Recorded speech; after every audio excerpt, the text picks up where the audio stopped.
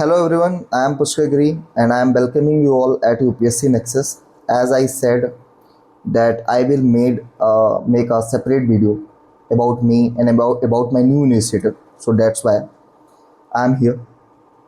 तो मैं आपको बता दूं मैं लास्ट 4 ईयर से यूपीएससी की प्रिपरेशन में हूँ एंड मैं आपसे यूपीएससी नेक्सस में अपने एक्सपीरियंस के बारे में, अपनी लर्निंग, अपने आउटकम्स के बारे में शेयर करूँगा एंड ट्राई करूँगा मैं जितना ज़्यादा से ज़्यादा कंट्रीब्यूट कर सकूँ आपकी प्रिपरेशन में, क्योंकि मैंने अपने प्रिपरेशन में बहुत कुछ फेस किया है। मेरे को हमेशा क्यूरियोसिटी होती थी टॉपिक्स को लेके कि यार ये ऐसा हो रहा है तो ऐसा क्यों हो रहा है, ऐसा हो रहा है तो ऐसा क्यों हो रहा है ना। एंड मुझे कभी भी आंसर्स एक जगह पे नहीं मिलते थे, मुझे मल्टीपल साइट्स में, मल्टीपल वेबसाइट्स में जाना पड़ता था, मल्टीपल वीडियोस रेफ़र करने पड़ते थे एंड कई बार उसके बाद भी आंसर्स नहीं मिलते थे। एट द लास्ट मुझे कंक्लूजन बनाना पड़ता था कि ऐसा है तो ऐसा हो गया होगा। ठीक है, तो ये प्रॉब्लम मैंने रियल में बहुत फेस की। कई बार मैंने ये फेस किया कि हम जो अपने लेक्चर्स ले रहे होते हैं तो उसमें कई बार कुछ गलतियां होती हैं, कुछ खामियां होती हैं और हम वही चीज़ें पढ़ लेते हैं, है ना। थर्ड चीज़ मैंने ये ऑब्ज़र्व की कि लोग कहीं ना कहीं शॉर्टकट्स ढूंढ रहे हैं। मेरे ज़्यादातर फ्रेंड्स या जूनियर हमेशा ये बातें करते हैं जल्दी से लेना है, जल्दी सेलेक्ट होना है, but at the same point of time अगर आप उनका नॉलेज देखिए कि जो भी उन्हें नॉलेज है, मैं उनकी किसी की बुराई नहीं कर रहा, मैं बहुत स्ट्रेट टू दी पॉइंट बातें कर रहा हूँ कि बिल्कुल होना चाहिए सबका जल्दी सिलेक्शन, है ना। मैं तो कह रहा हूँ सबका हो जाना चाहिए, लेकिन यूपीएससी की एक डिमांड है, एक बहुत ही टफ पैटर्न है। उस पैटर्न को या तो क्लियर करना पड़ेगा हमें, या तो हमें हमारी प्रिपरेशन को छोड़ना पड़ेगा, है ना, कुछ और करना पड़ेगा, क्योंकि यूपीएससी का एक बहुत ही डायनेमिक पैटर्न हो चुका है, बहुत ही डायनेमिक रिक्वायरमेंट है उसकी, और एक कन्वेंशनल माइंडसेट या कन्वेंशनल पैटर्न से नहीं क्लियर हो सकता वो पेपर। और इस तरह भी नहीं हो सकता कि आपने एक नोट्स पढ़ ली और आपका पेपर क्लियर हो जाएगा, ऐसा भी नहीं होने वाला है। तो क्या किया जाए? अगर आप गॉड गिफ्टेड चाइल्ड हैं, भगवान करे आप हों, लेकिन अगर आप हैं तो आप फिर कम भी पढ़ के आपका हो ही जाएगा, क्योंकि हो जाता है कुछ लोगों का।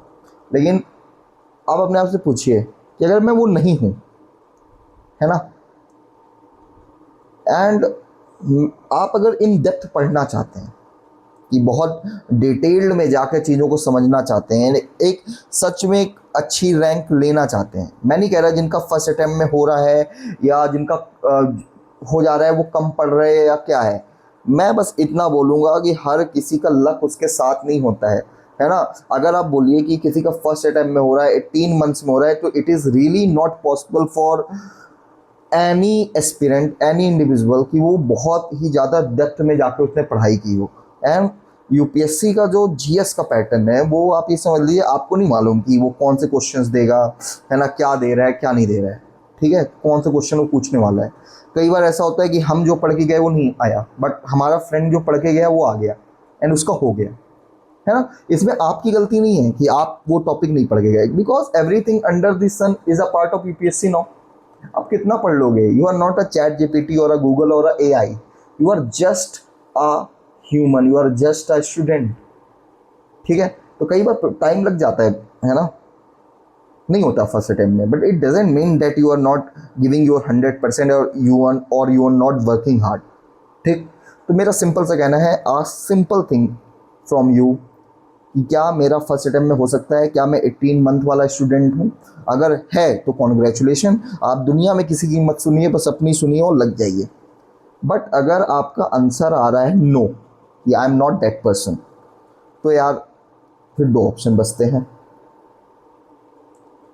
सारे शॉर्टकट्स छोड़ दो, डिटेल में पढ़ना शुरू करो, क्लासेस करो, क्लासेस को मत छोड़ो, बट सेल्फ स्टडी में ज़्यादा ध्यान दो। जितने ज़्यादा से ज़्यादा मॉक लगा सकते हो लगाओ, है ना, और एक अच्छी अंडरस्टैंडिंग को डेवलप करो, डर को ख़त्म करो, जो अंदर एक डर है, और ये सोचो कि हाँ मुझे क्लियर करना है। No shortcuts, no plan B, only plan A, और अपना 100% दो, यूपीएससी आपको 1000 लौटाएगा, आई प्रॉमिस यू। ठीक है, तो सेकेंड चीज़ ये है कि अगर शॉर्टकट्स ही ढूंढते रहना है तो भगवान करे आपका सिलेक्शन हो जाए, बट अगर नहीं हुआ तो एट द एंड आप यही सोचोगे यार काश मैं थोड़ा और दे दिया होता, या काश थोड़ी और स्टडी की होती।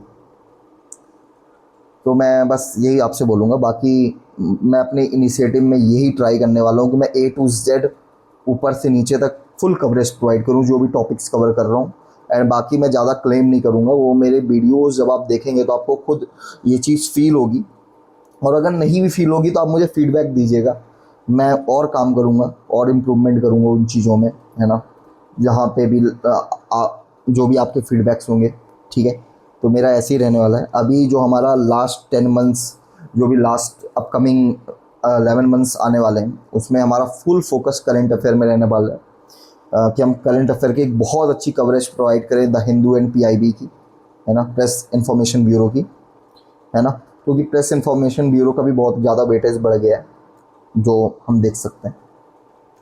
इसके अलावा बस मैं करंट अफेयर में जो भी टॉपिक्स थोड़े डिटेल्ड एनालिसिस मांगते हैं, या जो भी गवर्नमेंट सेक्टर स्कीम्स चल रही हैं, या जो भी एक्ट्स हैं, है ना, ऐसे हम अलग अलग सेपरेट वीडियोस लाते रहेंगे। जैसे नेशनल एजुकेशन पॉलिसी है ना, उस पर अभी जैसे 2020 की है, बट उसका एक हिस्ट्री है, तो हम प्रॉपर हिस्ट्री से प्रेजेंट पे लाएंगे, है ना। बाकी मैं आपको बस इतना ही बोलूँगा कि इन डेप्थ अंडरस्टैंडिंग इसलिए भी डेवलप करना ज़रूरी है क्योंकि अब जो है पैटर्न चेंज है, ये आप खुद भी ऑब्जर्व कर रहे होगे, हर टीचर आपसे बोल रहा है। मैं बस आपको एक एग्जांपल दूंगा। अगर मैं आपसे एक सिंपल सा क्वेश्चन पूछूं कि autonomous district council and autonomous regional council कहाँ मेंशन है, कि कॉन्स्टिट्यूशन में कहाँ मेंशन है, तो आपका जवाब क्या होगा? चलिए क्वेश्चन चेंज कर देते हैं। अगर मैं आपसे ये पूछूं कि autonomous district council and autonomous regional council constitutional body है कि नहीं है, what will be your answer? तो आपका आंसर यही होगा कि yes it is the both are constitutional body. आपका आंसर बिल्कुल सही है, both are constitutional body. But अगर मैं इसी को चेंज करता हूँ क्वेश्चन को कि both ADC and ARC are constitutional body but they are mentioned in the official language of the constitution or not, then what will be your answer? बताइए। चलिए कॉमन सेंस से चलते हैं कि ADC एंड ARC अगर constitutional body हैं, it means both are mentioned in the constitution, है ना। अब कॉन्स्टिट्यूशन में मेंशन है यानी ऑफिशियल लैंग्वेज में मेंशन होना चाहिए। ऐसा ही है ना कि अगर कॉन्स्टिट्यूशनल बॉडी है तो यानी कॉन्स्टिट्यूशन में मेंशन है, अगर कॉन्स्टिट्यूशन में मेंशन है तो ऑफिशियल स्टेटमेंट में भी मेंशन होगी। तो अगर क्वेश्चन आ गया कि both ADC and ARC are mentioned in the official language of the constitution, तो आपका आंसर क्या होना चाहिए? टिक। बस यहीं पे आप गलत करोगे और यहीं पे UPSC आपको फंसाएगा। ऐसे ही जगहों पे UPSC फंसाएगा क्योंकि UPSC अब चेंज कर रहा है अपना पैटर्न। जब आप एकदम डिटेल में एंटर होंगे देन ही आपके अंदर आप कॉन्फिडेंट भी रहोगे पेपर को लेके, टॉपिक्स को लेके, एंड एक बेटर रिजल्ट भी दे पाओगे। मैं आपको बता दूं both are constitutional body, but exact acronym की बात करें, एग्जैक्ट वर्डिंग की बात करें तो ये कहीं मेंशन नहीं है, ना ही कॉन्स्टिट्यूशन में और ना ही स्केड्यूल्स में, है ना। 12 हमारे कॉन्स्टिट्यूशन में 12 शेड्यूल है, ये शेड्यूल भी कॉन्स्टिट्यूशन का ही पार्ट है। एंड ADC एंड ARC को अपनी पावर या कॉन्स्टिट्यूशनल स्टेटस जो है वो शेड्यूल से ही मिलता है ना, शेड्यूल 6 से। अब शेड्यूल 6 में है 4 स्टेट, असम, मेघालय, त्रिपुरा एंड मिजोरम, ठीक है, ये 4 स्टेट्स हैं। बट ADC एंड ARC को अपना कॉन्स्टिट्यूशनल स्टेटस यहीं से मिलता है, शेड्यूल 6 से, है ना। और ये बनाई किस लिए गई? ADC and ARC autonomous district council and autonomous regional council for the governance of those 4 state which are mentioned in the schedule 6, Assam, Meghalaya, Tripura and Mizoram. But क्या क्वेश्चन है? एग्जैक्ट वर्डिंग, है ना, ऑफिशियल स्टेटमेंट, तो कहीं भी ऑफिशियली ये मेंशन नहीं है। शेड्यूल 6 में क्या मेंशन है? क्या मेंशन है? देयर शुड बी, क्या मेंशन है? अच्छे सुनेगा, there should be autonomous council in every autonomous district and in the every autonomous reason.